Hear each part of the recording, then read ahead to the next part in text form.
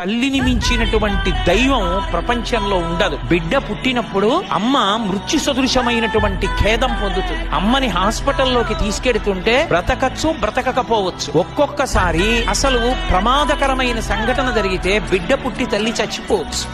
ఆమె శరీరంలో ఉన్న నెత్తురెంతో ఓడిపోవచ్చు. ఆమెకి అనేకమైన వ్యాధులు రావచ్చు. హాస్పిటల్లో దగ్గరలో ఉండొచ్చు, ఉండకపోవచ్చు.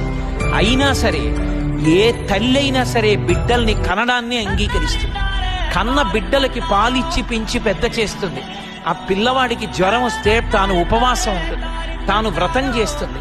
పిల్లవాడు చదువుకుంటుంటే తాను రాత్రి లేచి కాఫీ కాచి ఇస్తుంది.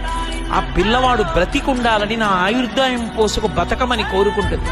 అటువంటి అమ్మ లోకంలో ఏ ప్రతిఫలాన్ని కోరదు. అటువంటి అమ్మకి నమస్కారం.